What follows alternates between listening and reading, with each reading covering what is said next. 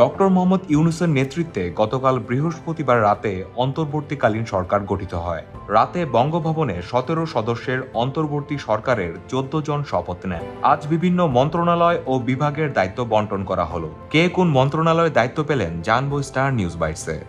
প্রধান উপদেষ্টা ডক্টর মোহাম্মদ ইউনূস, মন্ত্রিপরিষদ বিভাগ, প্রতিরক্ষা মন্ত্রণালয়, সশস্ত্র বাহিনী বিভাগ, শিক্ষা মন্ত্রণালয়, সড়ক পরিবহন ও সেতু মন্ত্রণালয়, খাদ্য মন্ত্রণালয়, গৃহায়ন ও গণপূর্ত মন্ত্রণালয়, ভূমি মন্ত্রণালয়, বস্ত্র ও পাট মন্ত্রণালয়, কৃষি মন্ত্রণালয়, বিজ্ঞান ও প্রযুক্তি মন্ত্রণালয়, রেলপথ মন্ত্রণালয়, জনপ্রশাসন মন্ত্রণালয়, বিদ্যুৎ, জ্বালানি ও খনিজ সম্পদ মন্ত্রণালয়, নৌপরিবহন মন্ত্রণালয়, পানি সম্পদ মন্ত্রণালয়, মহিলা ও শিশু বিষয়ক মন্ত্রণালয়, দুর্যোগ ব্যবস্থাপনা ও ত্রাণ মন্ত্রণালয়, তথ্য ও সম্প্রচার মন্ত্রণালয়, প্রবাসী কল্যাণ ও বৈদেশিক কর্মসংস্থান মন্ত্রণালয়, বাণিজ্য মন্ত্রণালয়, শ্রম ও কর্মসংস্থান মন্ত্রণালয়, সংস্কৃতি বিষয়ক মন্ত্রণালয়, বেসামরিক বিমান পরিবহন ও পর্যটন মন্ত্রণালয়, মুক্তিযুদ্ধ বিষয়ক মন্ত্রণালয়, পার্বত্য চট্টগ্রাম বিষয়ক মন্ত্রণালয় এবং প্রাথমিক ও গণশিক্ষা মন্ত্রণালয়।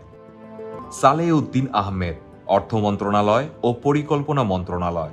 ডক্টর আসিফ নজরুল, আইন, বিচার ও সংসদ বিষয়ক মন্ত্রণালয়। আদিলুর রহমান খান, শিল্প মন্ত্রণালয়। হাসান আরিফ, স্থানীয় সরকার, পল্লী উন্নয়ন ও সমবায় মন্ত্রণালয়। মোহাম্মদ তৌহিদ হোসেন, পররাষ্ট্র মন্ত্রণালয়। সৈয়দা রিজওয়ানা হাসান, পরিবেশ, বন ও জলবায়ু পরিবর্তন মন্ত্রণালয়। শারমিন এস মুর্শিদ, সমাজ কল্যাণ মন্ত্রণালয়। অবসরপ্রাপ্ত brigadier general doctor M Shakhawat Hossain, স্বরাষ্ট্র মন্ত্রণালয়। ডক্টর আ ফ ম খালিদ হোসেন, ধর্ম বিষয়ক মন্ত্রণালয়। ফরিদা আক্তার, মৎস্য ও প্রাণী সম্পদ মন্ত্রণালয়। নূরজাহান বেগম, স্বাস্থ্য ও পরিবার কল্যাণ মন্ত্রণালয়। মোহাম্মদ নাহিদ ইসলাম, ডাক, টেলিযোগাযোগ ও তথ্য প্রযুক্তি মন্ত্রণালয়।